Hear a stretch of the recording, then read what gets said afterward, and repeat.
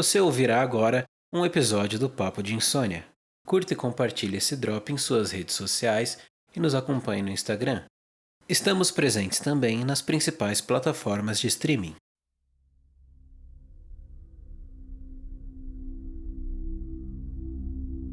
Boston, 15 de janeiro de 1919. O frio finalmente havia dado uma trégua naquela manhã. Era inverno, porém o sol decidiu aparecer. O porto em North End e suas mediações estavam movimentados. As pessoas cuidavam dos seus afazeres como em qualquer outro dia. O clima estava tão agradável ao meio-dia que os funcionários dos escritórios, os marinheiros e trabalhadores da marina aproveitavam seu almoço ao ar livre. Os trabalhadores estavam animados em seu horário de almoço. Alguns assuntos não paravam de circular entre eles. 2 meses antes, a Primeira Guerra Mundial havia terminado e o retorno da divisão Yankee para sua cidade natal se aproximava. A 18ª emenda da Lei Seca seria votada e aprovada no dia seguinte e afetaria o futuro dos Estados Unidos. Além disso, o time profissional de beisebol da cidade, o Boston Red Sox, tinha vencido a World Series de 1918 contra o Chicago Cubs alguns meses antes, e um novo filme de Charlie Chaplin, Shoulder Arms, que satirizava a vida nas fronteiras, havia estreado há pouquíssimo tempo. Provavelmente havia um outro assunto muito discutido naquele momento, a epidemia de gripe, que tomou conta de diversos lugares no mundo e fez quase 500 mil de vítimas apenas nos Estados Unidos. Mas o desastre da epidemia de gripe não seria a preocupação daquelas pessoas naquele dia e nem nos dias seguintes. Um outro desastre um pouco mais particular tomaria conta de suas mentes e corpos em poucos minutos.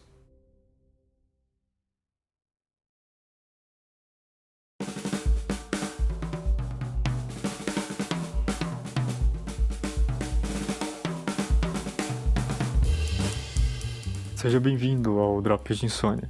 Eu sou o David. E eu sou o Tião. E neste episódio nós iremos conhecer um dos desastres mais inusitados da história humana. A grande inundação de melaço de Boston, ou o Melassacre.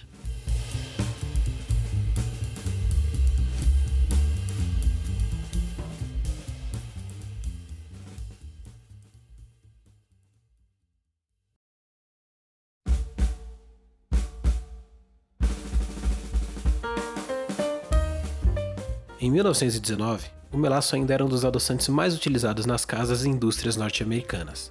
Além de servir como adoçante, o melaço também era utilizado para a produção de bebidas alcoólicas e combustível. A Purity Distilling Company era uma subsidiária da United States Industrial Alcohol Company e utilizava melaço na produção de etanol para a fabricação de pólvora sem fumaça e rum. A empresa recebia navios carregados de melaço e o armazenava em um tanque para depois carregar os trens que saíam da estação em North End e levavam o melaço para onde ele seria destilado e transformado em rum. A lei seca seria aprovada no dia seguinte e entraria em vigor em 1 ano. Dessa forma, ficaria proibido produzir, importar e vender bebidas com teor alcoólico acima de 0,5%.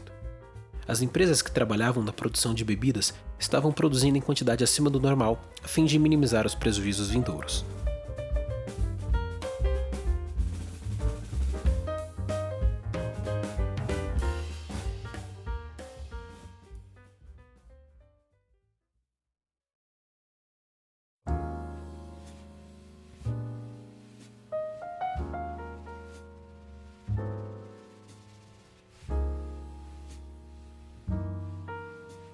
O melaço é um subproduto da cana-de-açúcar. Ao ser moída, a cana-de-açúcar libera um suco que é fervido e resulta em 2 materiais, o açúcar cristalizado e o melaço leve, que é então fervido novamente até engrossar e adquirir uma aparência marrom, quase negra. Esse material pode ser utilizado puro para adoçar receitas ou pode ser fermentado para que o etanol seja extraído em um processo de destilação e posteriormente usado. O melaço é um material composto basicamente por água e açúcar. No processo de fermentação, fungos ou bactérias leveduras são adicionados ao melaço. Esses organismos se alimentam do açúcar presente na mistura e quebram suas moléculas em etanol e gás carbônico. O resultado desse processo é uma mistura de etanol e impurezas presentes na cana-de-açúcar. Para remover o etanol dessa mistura, é necessário aquecê-la a uma temperatura acima de 80 graus Celsius, mas abaixo de 100 graus Celsius. Nessa temperatura, o etanol vira vapor, que é coletado em tubos em um equipamento chamado condensador, que resfria o vapor de etanol e o transforma em líquido novamente, pronto para ser distribuído.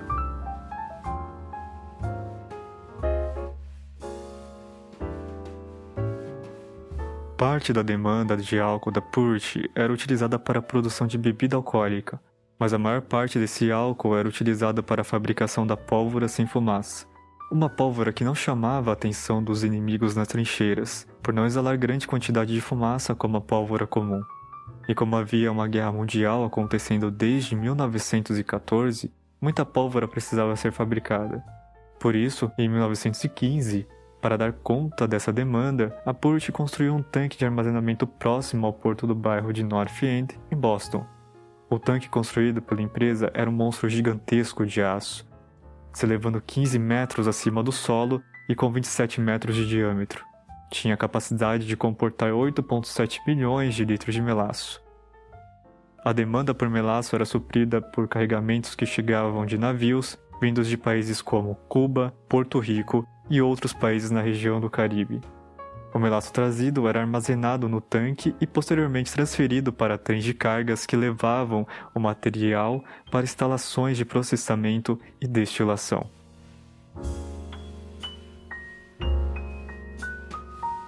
Desde a sua criação até o acidente, o tanque havia sido cheio apenas 29 vezes, e essas 29 vezes custaram a estrutura. Por diversas vezes pôde ser observado vazamentos de melaço por toda a sua extensão. A Purity negligenciou esses indícios de falha e apenas pintou o tanque de marrom para que os vazamentos fossem menos percebidos. O navio vindo do Caribe, carregando 1,8 milhões de litros de melaço, atracaria no porto de North End em 13 de janeiro de 1919.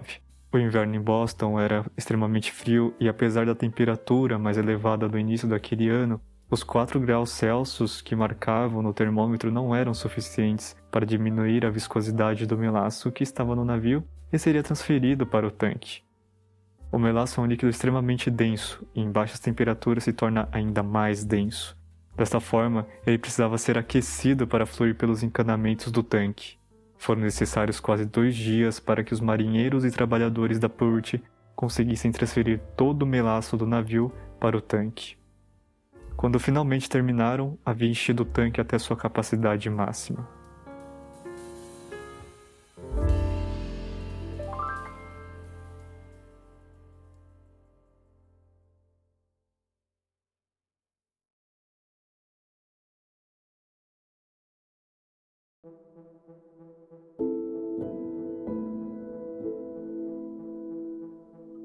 Era 12h40 quando a terra começou a tremer, como se um trem estivesse se aproximando da estação.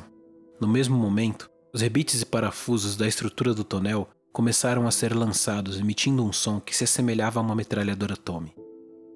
O tanque começou a se abrir pela parte de cima, e a grande massa negra que estava lá dentro saltou pela abertura e se transformou em uma onda de 7,6 metros, lançando pedaços de aço em todas as direções. O líquido pegajoso se movia a 15 metros por segundo e varreu todas as pessoas, animais, residências e veículos que estavam próximos ao tanque.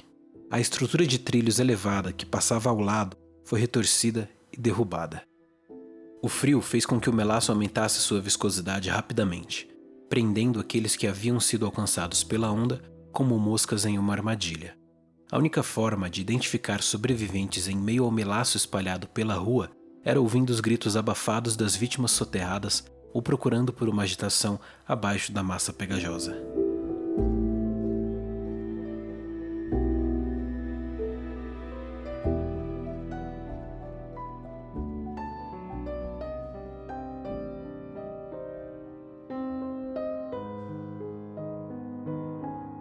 O doce cheiro de melaço no ar era uma contradição com o que se via ao redor.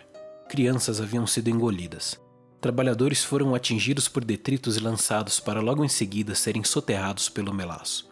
As equipes de resgate que buscavam por sobreviventes não conseguiam identificar o que era humano e o que era animal abaixo da massa endurecida. Centenas de voluntários trabalharam na busca por sobreviventes e na limpeza do local do acidente. Porto continuou marrom até a chegada do verão. 150 feridos e 21 mortos.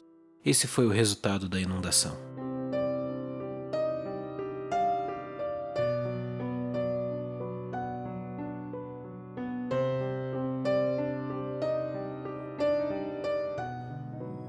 A Purge alegou que o tanque havia sido explodido por anarquistas. Mas após um julgamento que durou 6 longos anos, 3.000 testemunhas e 45.000 páginas de alegações de defesa, em 1925, a United States Industrial Alcohol Company foi declarada culpada pelo acidente, por negligência, sendo condenada a pagar em multas e indenizações o equivalente nos dias de hoje a 9 milhões de dólares. O processo e o resultado dele chamou a atenção do público e de outras grandes indústrias para questões voltadas à segurança de suas operações. O acidente foi o ponto de partida para que as instituições governamentais pressionassem as grandes corporações com certificados de segurança de seus arquitetos e engenheiros. Novas leis de segurança foram impostas para as empresas. Boston foi a primeira cidade a adotar tais regulamentações e, apesar de haver, naquele período, uma forte atitude pró-empresas, logo em seguida Massachusetts e todos os demais estados norte-americanos passaram a adotá-las.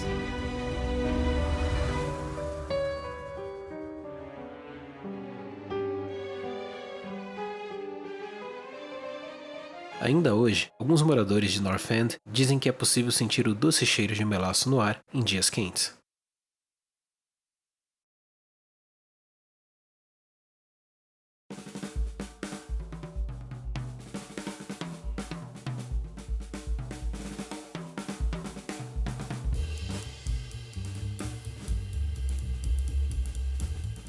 Você acabou de escutar o Drop de Insônia sobre a grande inundação de melaço. Lembre-se que os links úteis do episódio estão na descrição.